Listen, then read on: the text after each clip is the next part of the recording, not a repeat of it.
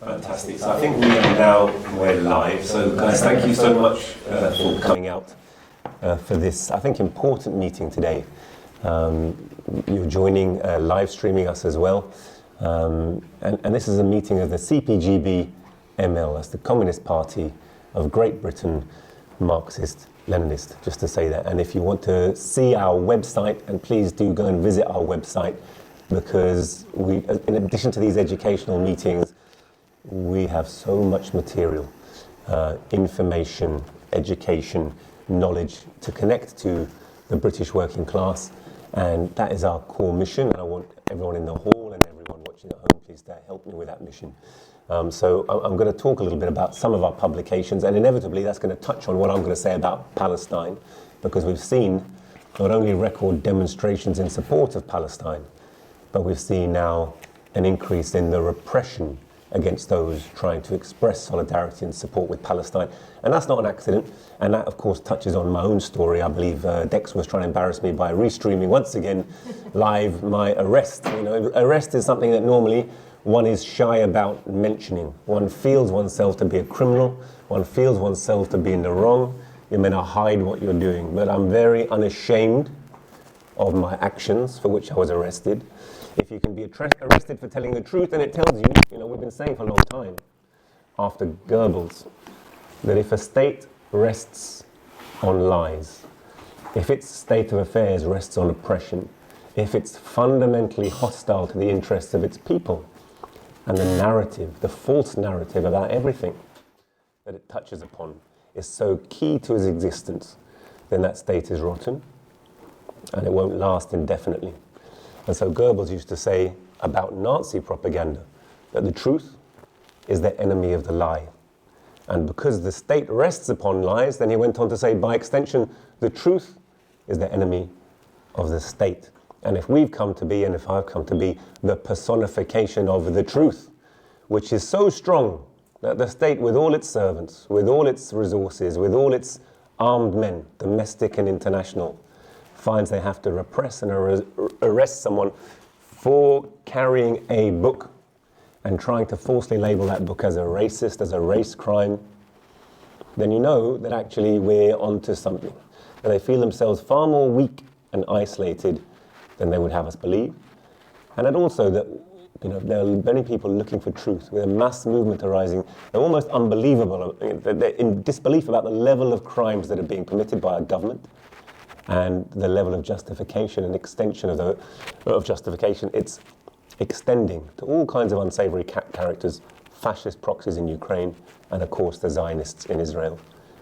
And they're looking to understand why that is. And we have that truth. We can explain to that mass movement what's happening. And in empowering that mass movement with knowledge, it becomes far more effective, and to the state and to the enemies of the people, far more dangerous. So we're very happy to be playing that role. And if the state think they're repressing us through suppressing our media channels, our media feeds, you know, our Twitters and our YouTube and our website, and launching attacks upon it and launching attacks upon our person, well, in this they've overstepped the mark. The British are normally very good at judging just how to pitch things to stifle something without giving it too much air of publicity. And they've always done that. Our party's coming up to its 20-year history. Very often you feel like you don't exist, that you're shouting into the wilderness, that no one's listening to you. But in this act of repression, in catching the attention of a mass demonstration and a mass movement who are quite rightly in sympathy with Palestine, we're going to help to connect this information with the people. And so we're very pleased to be here today at another one of our Southall seminars, streaming live. The first presentation was one we've had planned for some time. It's about the crisis of poverty. And the two things are related. And we've got a book here, a manifesto for the crisis, Class Against Class, which deals with the problem, some statistics about poverty that Josh is going to give us, some actions of the trade union movement, and the way in which our trade union movement, its struggle for fair wage settlements, has been hamstrung, sometimes by their own leadership and certainly by the Labour Party, the political leadership, so-called, of the workers in our country. And Josh is going to give us a discussion. And we're coming into this next winter. It's still a winter, you know, the Palestinian crisis is coming. It's still a winter that's going to be very much affected by this crisis. We're facing a global economic crisis, which is, and the cost of living all of you will know, is increased. We all face it. Even wealthy workers face it. The poorest workers, I'm not even going to say the statistic because Josh is going to give it to us, the poorest workers are really under the cosh, and they have growing anger and growing discontentment. And in the midst of this, our imperialist government, because it's an imperialist government, its only answer is to try and make sure that it's able to continue to loot colonies abroad, territories abroad, maximize its control of markets, its super exploitation of wage slaves abroad. And to do that, it needs to oppose anyone who stands in its economic domination. And of course, Russia and China ultimately are their biggest obstacles. They're the powers which are too large for them to suppress and dominate. And so this proxy war in Ukraine and the sanctions they put on Russia and the resultant massive hike in oil and gas prices, which is affecting all of us, massive profitability, record profitability for energy companies, and mass poverty, record poverty for workers throughout Europe and the world, but particularly in Europe and particularly in Britain. It's a huge change in just the amount of our so-called disposable income, the total amount of income that are going on to absolute basic necessities. And we're going to see from Josh, first of all in his presentation, how deeply the working class are affected by this, and get some idea, and it's covered again, some idea about the way in which we can successfully oppose that. So that was a slightly longer introduction than I planned, but I'm going to hand over to Josh to tell us about the cost of living crisis. Thank you so much.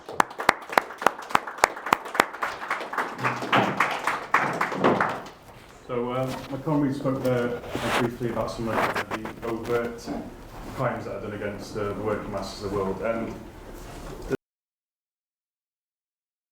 subtle, they're quiet, they're slow. They're not the bloody instant deaths that we see that happen to the people in the oppressed countries of the world, but they are happening here. And I'd like to outline some of that here. So as many of us know, we don't need to be shown statistics, the standard of living in Britain has fallen dramatically recently over this last few years, but it's not a blip, it's not an aberration, it's something that has been continuously happening to the working class. And I'd like to try and show that here and also discuss obviously the level of that crime done against us, the damage poverty does to us as a class, and hopefully some steps towards solving it if we could. So I'll start with quite a long quote, but I think this kind of sets up the premise that I'm trying to get across better than I ever can. And it's taken from Friedrich Engels' Conditions of the Working Class in England. So he argues that murder is murder no matter how it's committed, and he sets out this definition here. He says, when one individual inflicts bodily injury upon another, such that death results, we call the deed manslaughter. When the assailant knew in advance that the injury would be fatal, we call his deed murder. But when society places hundreds of proletarians in such a position that they inevitably meet a too early and an unnatural death, one which is quite as much a death by violence as that by the sword or bullet, when it deprives thousands of the necessaries of life, places them under conditions in which they cannot live, forces them through the strong arm of the law to remain in such conditions until that death ensues, which is the inevitable consequence, knows that these thousands of victims must perish, and yet permits these conditions to remain, its deed is murder, just as surely as the deed of the single individual. Disguised, malicious murder, murder against which none can defend himself, which does not seem what it is, because no man sees the murder, because the death of the victim seems a natural one, since the offence is more one of omission than of commission, but murder it remains. I have now to prove that society in England daily and hourly commits what the working men's organs, with perfect correctness, characterise as social murder. That it has placed the workers under conditions in which they can neither retain health nor live long. That it undermines the vital force of these workers gradually, little by little, and so hurries them to the grave before their time. I have further to prove that society knows how injurious such conditions are to the health and life of the workers, and yet does nothing to improve these conditions. That it knows the consequence of its deeds, that its act is therefore not mere manslaughter, but murder, I shall have proved when I cite official documents, reports of Parliament and of the government in substantiation of my charge. So I'll do a little bit here. I've tried to rely on bourgeois sources for a lot of my figures, which by their nature may not accurately reflect the depth of poverty or experience in this country, and they lack that human element. They don't talk about the real effects of it. They'll tell you certain groups of people are feeling this certain effect of the poverty, but they won't really talk about the human impact on these things. So I'm going to try and do a little bit of that today. So poverty in Britain. So according to the UK government's measure of poverty, and this is relative poverty, they've picked an arbitrary figure. They've worked out the median take-home wage, and they said if you're below 60% of that, you're in poverty. It doesn't mean anything. It's just a randomly picked number, and it doesn't go into any kind of quantitative changes in what people can afford and what people can bring into their households or what they lose when their wages drop below a certain line. But it does, even at this lower level and this kind of meaningless figure, it still is shocking to see the number of people that are in poverty. So we've got 14.4 million Britons in relative poverty. So that's 21.2%, or 1 in 5 of us. So if you look around the room today, 1 in 5 of us here, if we're a proportion of the population, they would be in poverty as the government sees it. Obviously, there's many, many more, because there's people who are above this income line, but they're shackled by debt, which again eats into their wages. Yes, they take home a lot of money, but they don't account debt into this thing. And we know that many of us and many people we know have significant debt. And that obviously is money that isn't being spent on the necessaries of life: food, housing, heating, clothing, raising our children, etc. And then we've got 2.1 million pensioners in poverty. These are people who've worked and contributed to society for their entire lives, yet they go home, they're ignored in many cases, and they have to live on the barest subsistence. And then there's another definition of destitution. So 3.8 million people in Britain face destitution, and this is a quantitative difference. The first one was just measuring income. This is when people cannot meet their basic needs. They can't get enough food, they live in cold houses, they can't heat them throughout the year, they might have damp housing, etc. So we've seen that the levels are quite high in Britain. And if we move on to the next one, yeah. And children face more poverty than anyone in Britain. And as the children, obviously, they are our future. They're what all of us work to try and raise up. They are the whole way society can continue.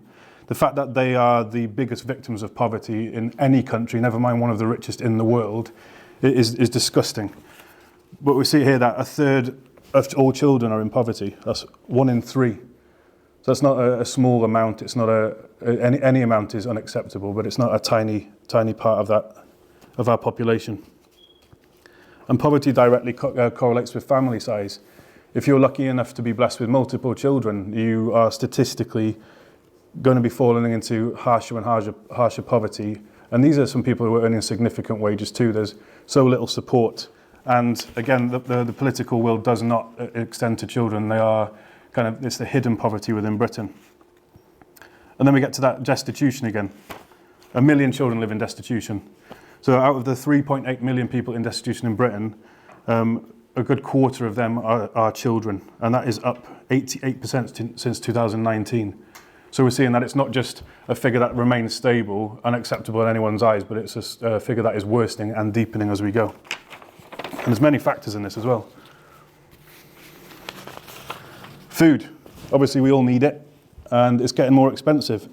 So I took some figures that the BBC put forward, another bourgeois source. They say it's in their interest to downplay these things. They don't want us to know the full extent of it. But if you look at the necessities that I've got on the screen here, in a 12-month change period, we're looking at between 25 and 50% increases in the basic stuff that compromises all our diets. None of these are luxuries. These are stuff that everybody relies on. And you'll see as you get closer to the lower wage earners among the working class, this compromises the vast part of their diet. I mean, I myself probably, that contributes to my diet. And suddenly, without any choice or any failure on my part, by decisions made in an unelected body effectively, and by economic decisions across the world, we suddenly find ourselves unable to meet our basic needs. And it's the nature of these foods as well. They've been changing in their quality over the years. We're seeing that foods are becoming less and less nutrient dense. We're having to eat more and more foods to get those basic needs that we have. We have a recurrence of Victorian diseases. We've seen rickets reappear. We've seen scurvy reappear because The way that capitalist production creates our food is for fast growth. It's to get it to us as quickly as possible. And processing that food as well enables it to have a decent shelf life, so there's no risk of food spoiling if it can't get to market. Because you'll see that whenever there's a fall in demand, these commodities, they stay in warehouses. And if it's a nice fresh food, I mean, we're used to having stuff arrive on our shelves at the very last minute and having a few days shelf life. So it works out more profitable for the capitalist to make the food last as long as possible. But all these processes that we used to do that, like drying, boiling, mechanically changing food, it destroys a lot of the goodness in food. So getting this insane contradiction where we've got large groups of people in Britain and not only experiencing malnutrition, but also obesity at the same time. They're having to exceed recommended calorie limits just to get enough vitamin C, vitamin B12, and all the other vitamins and minerals that we need just to function properly. So while we're finding it harder and harder to afford the foods that we can actually afford when we get down to it aren't suitable. They aren't working for us. They're not meeting the use value that we require from them.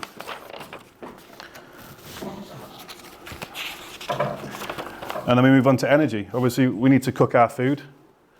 So that comes into it too. And we have to heat our homes. So we're struggling to have food, and obviously that powers our bodies, keeps us warm, and then we're having to live in cold environments. I myself and many others I know still haven't put their heating on yet, and as a lot of comrades who came here today, it's freezing cold outside. We're waking up in the morning with ice on the inside of our windows, mouldy, damp houses, and that is the fact that we can't heat our homes properly. So there are drafty houses, but if we could have our heating running all year round, we would be living in dry, happy homes. And it has impacts on us.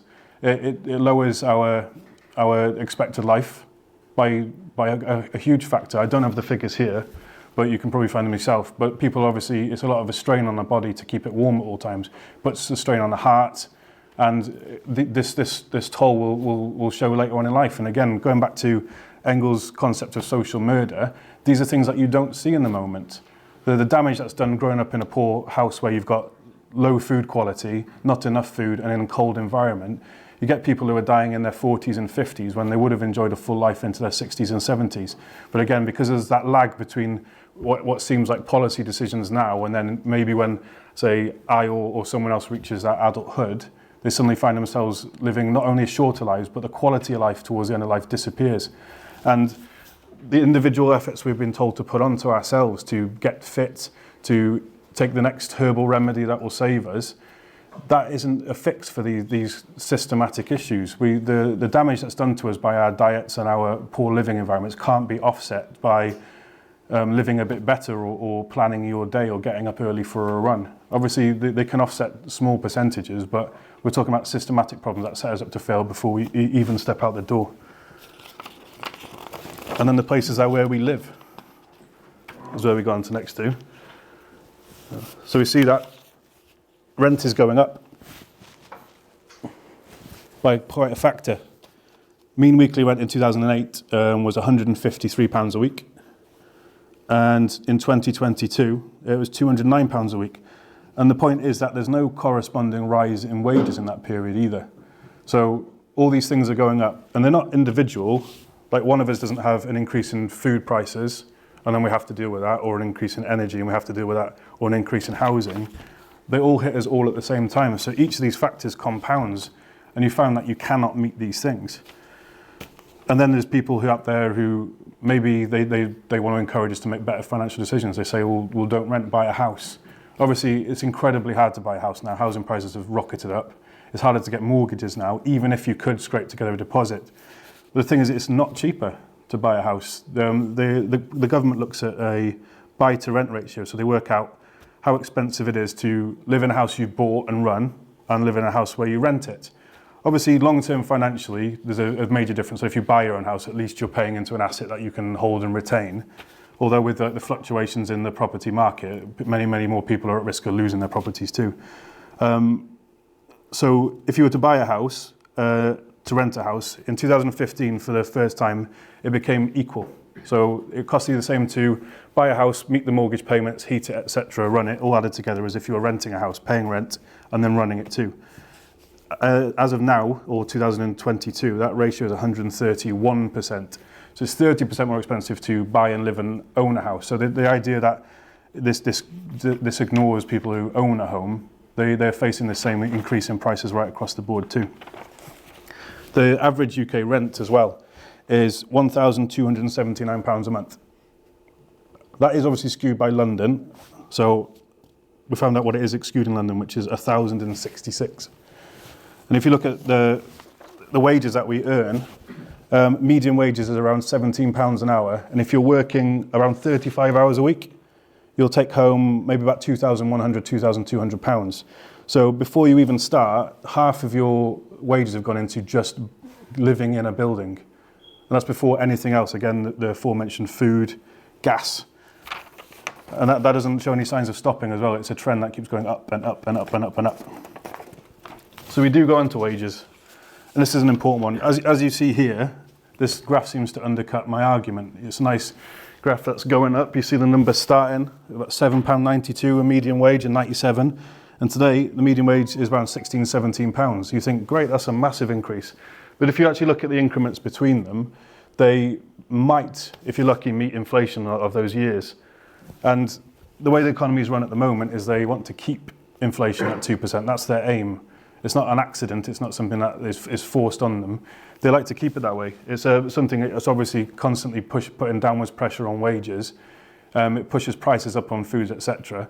But it basically, when you get a country that is, on the whole, as educated as ours with a working class history, if they were to turn around to us and say, look, times are hard, we're going to cut your wages, instant civil unrest.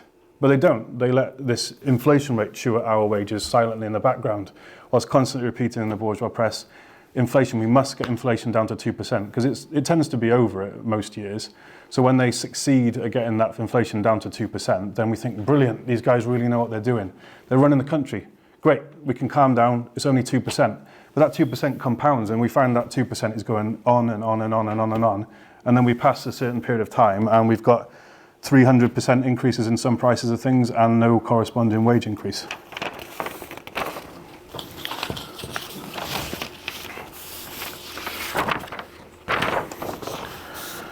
So I'll put up this here, and we'll talk about some answers to this problem.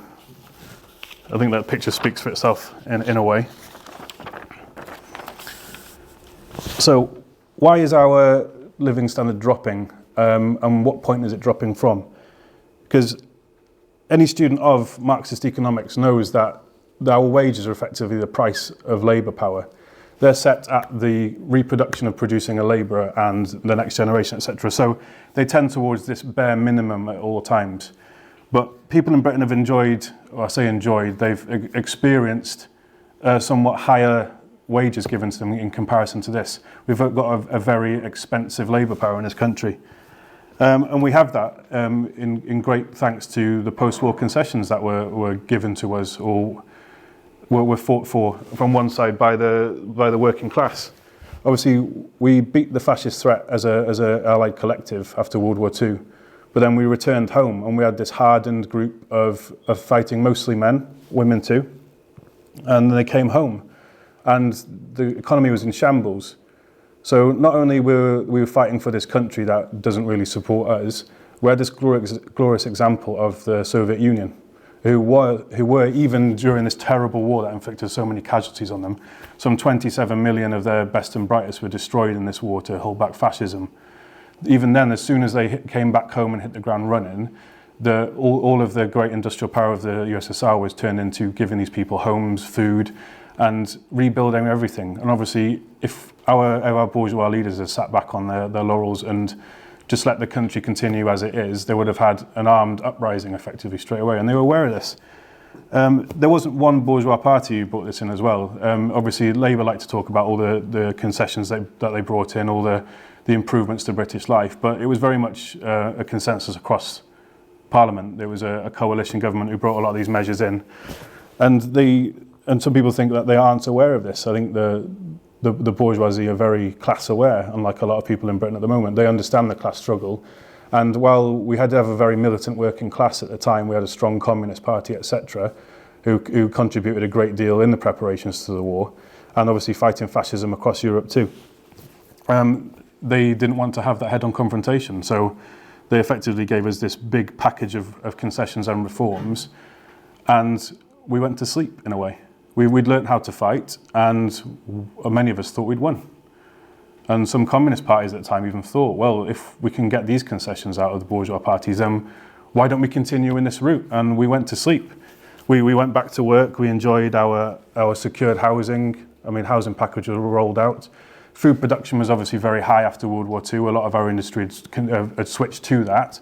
So Britain, for the first time in a very long time, could feed itself very easily and very cheaply, and people come off the back of rationing felt like that their life was massively improving. But obviously that couldn't go on. A lot of these concessions weren't paid for by the workers or production in our country. They were paid for by the countries of our colonies of the British Empire. Our empire was falling apart, was shrinking, was being taken over by the emerging US power who was at its height then. But we were still using these countries to basically feed the people at home. And this is not a new concept. It didn't happen in World War II. Cecil Rhodes was a politician who came back home during when there was food riots in London. It's back in the early 1900s. And everyone was chanting for food. They wanted food, they wanted to be ate. So he came past these people and came into Parliament, and he was noted as saying that imperialism is a bread and butter question. And what he meant by that was that we have to be an imperialist country. We have to operate in this way. Obviously, he's seeing it from his side of things. But the fact that to keep the elevated living standards among the British people, they had to turn the screws up on the colonies, the few colonies they had left. They had to make sure. So every rising living standard here above that bare sustenance, that bare kind of replication and creation of labour power, everything we enjoyed, that came off the backs of our brothers and sisters in oppressed countries. And that's the way our system functions. And you're seeing now, as we don't have any colonies to speak of. Obviously, we still have economic controls of a lot of countries via their comprador governments, etc. And we still do have some military power. We've lost a lot of it. Obviously, American imperialism is the highest power at the moment, the greatest threat to the oppressed countries, and we follow in their wake. And our ruling class can't do anything but do this. It's a demand. They must maintain social peace at home, because they can't just run roughshod over all of us people here. They have to maintain our standard of living to at least an acceptable level.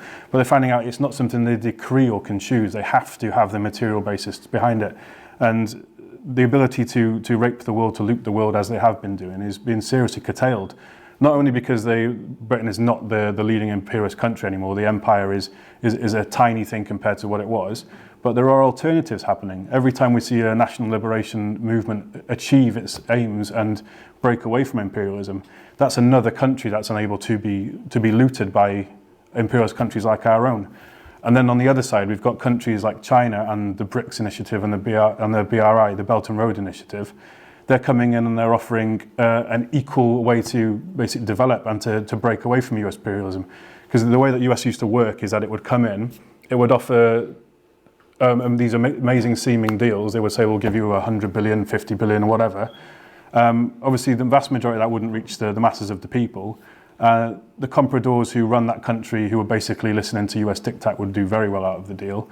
And the country would find itself getting poorer and poorer. And what social services or agricultural production they had for their own needs, part of the accepting this loan was conditions where they would have to destroy that.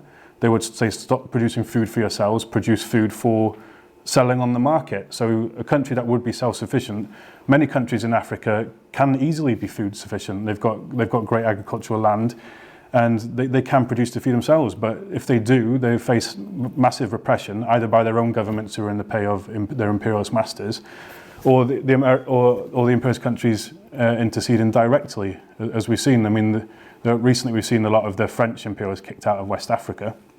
I mean, we see these stories. Mali asks French military to leave, but they never ask the question, why are they there? And they're there to maintain this system. So obviously, the ability for the British ruling class to give us these things that we need to stay quiet and to not fight the class struggle, or even somewhat forget the class struggle, that's disappearing, and we're seeing it now. Imperialism relies on a strata of workers. They're called the labour aristocracy in many cases, and they are effectively workers. They rely on these wages to get by, but they're paid so well, so handsomely, and given prestigious positions that they become managers and enforcers of this system.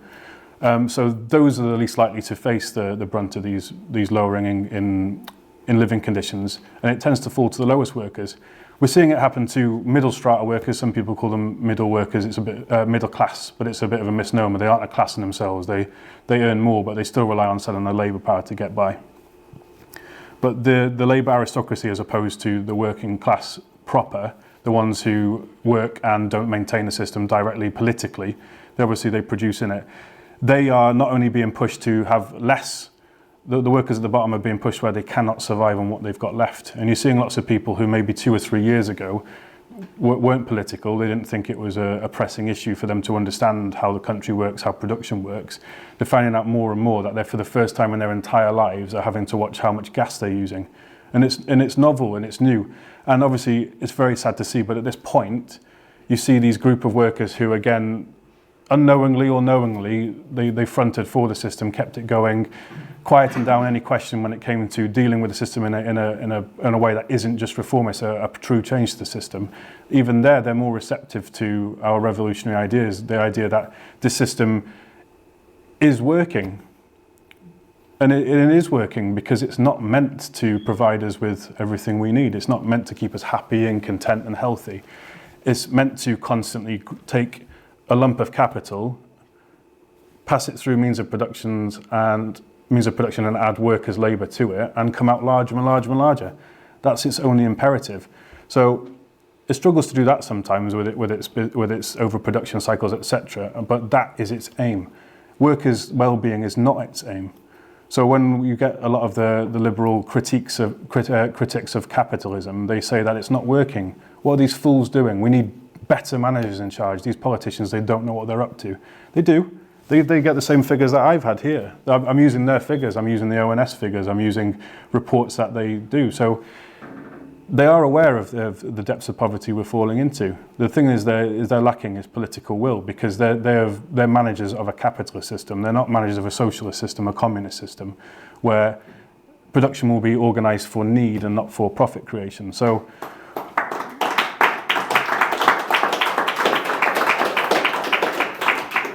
we need to stop telling people that these guys are foolish, these people running the country are silly, we need to get better ones in charge. Because we've seen it recently, and the Conservative Party have been through several prime ministers.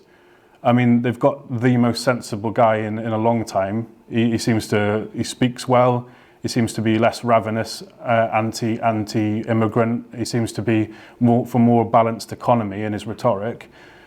But again, he's just a better management of this system that kills us day in, day out. And this idea that we need to concentrate on these deaths that are happening, like whenever there's a stabbing or a shooting, and we see a poor worker driven to desperation and end up either hurting themselves or others, we should feel sadness when they see this. But the numbers of those kind of deaths are vanishingly small compared to the numbers of people who are dying in poverty in this country. And the reason why we aren't up in arms about this is because we don't understand the level of it, the nature of it, and the mechanisms that cause this thing to happen. But we can. We study scientific socialism, and there's many texts out there, and they've been known for over 100 years. Marx and Engels, the creators and the people who developed Marxism to be what it is, they released basic pamphlets on this stuff, and they're not that complicated. They're made to be read by workers like us. We can read them, discuss them, and within a very short amount of time, workers who have no economic or political background will understand the limitations of the system and how it doesn't work for them. So we can educate ourselves. And as soon as we do, we will stop seeing this as something that is just a background noise, a fact of life that we have to lose 5 to 6 to 7 to 8 to 9 to 10 as it advances percent of our population to keep society running. We don't have to. Not only is it something we don't have to do, it's something we should replace.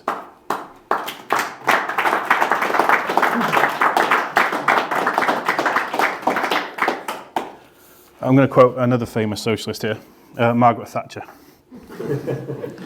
She said, "I was asked whether I was trying to restore Victorian values. I said straight out I was, and I am." Now, this was seen in the press at the time that it was something of going back to our industrial nature, our British grit, our ability to adapt and create and to increase production. But whether she meant it or not, I think there's some truth in this statement, but not in the way she intended. these Victorian values are going back to the Victorian values that workers faced, where more and more children are being brought into the workforce. Working protections like health and safety and the limits to the working day have been thrown out. And again, because the form differs, we don't see it as a repetition. You see the likes of the precarious workers, the likes of people who work for Uber, etc. like that, people on 0 hours contracts. Effectively, when you're on that, there is no real limit to your working day. Because yes, in your contract it says you cannot work for a certain amount of time. But when you rely on your job to survive and they ask you to come in for the 6th day in a row, pushing up to 60, 70, maybe more hours, if you say no, you risk your ability to feed yourself at all, so you go along with it. And we've seen this question brought up multiple times in Parliament. We need to do something about these 0 hour contracts. And we watch the people who are supposed to represent us, the people we ask to help us and we vote for, ignore these questions time and time again. I think I moved on too quickly earlier on, but there was a picture of a little boy. Awab Ishak, he's here, I'll show him again.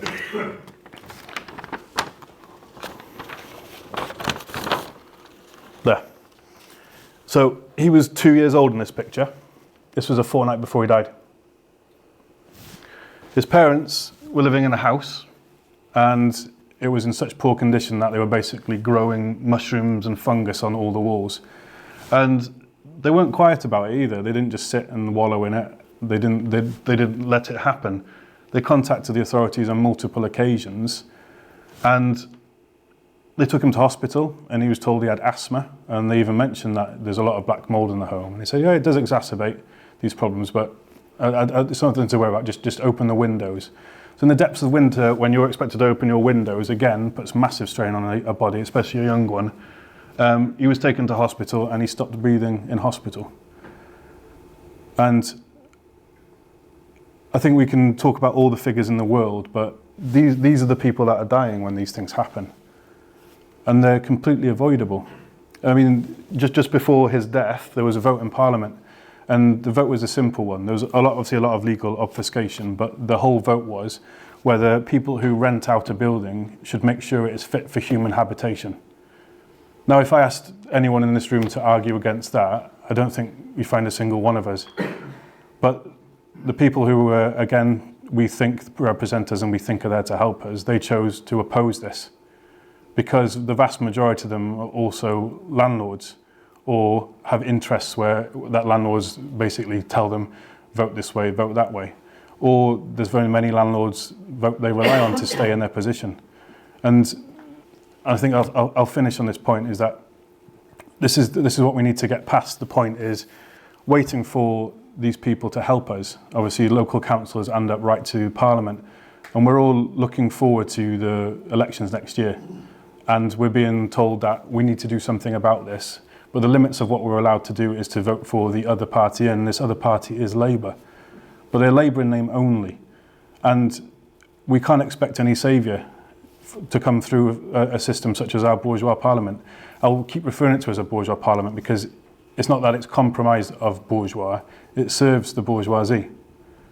And it forever will do. And unless we tear it up, move it out of the way, and create a system where we can vote for housing to be simply suitable to live in, then we won't achieve anything. We can fight, but we'll be fighting to stay in a staying place, or, as I hope to have shown today, we'll be fighting to slow down our degradation, to slow down the number of deaths, to slow down our failing health as a nation. And the answer purely is for workers to take control of this country and run it. The answer is a proletarian revolution.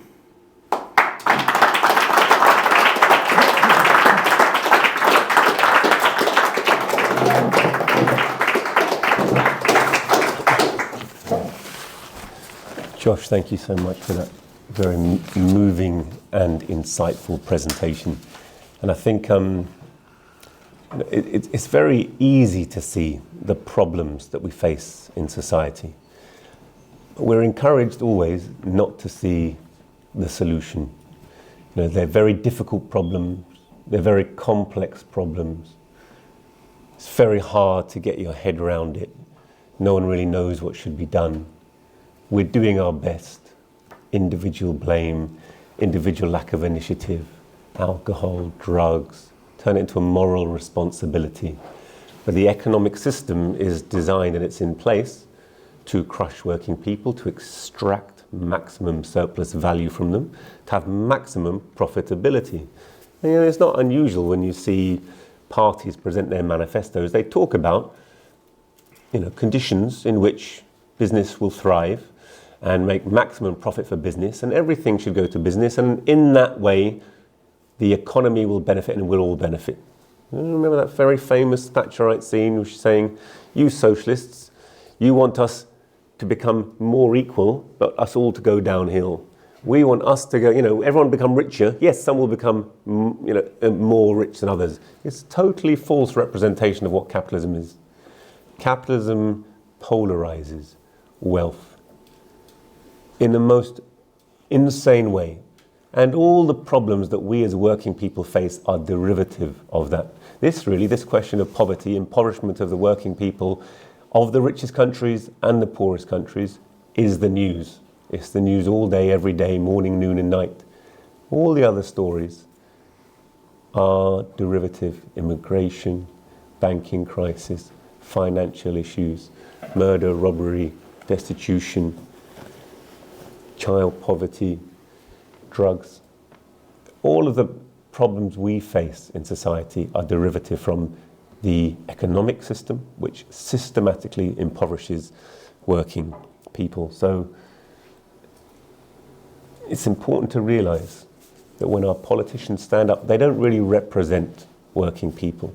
So we can learn something about the state. Why is it we can never seem to solve the problems of society in favor of the majority of society? Because our entire political system is set up to serve a very small, wealthy class.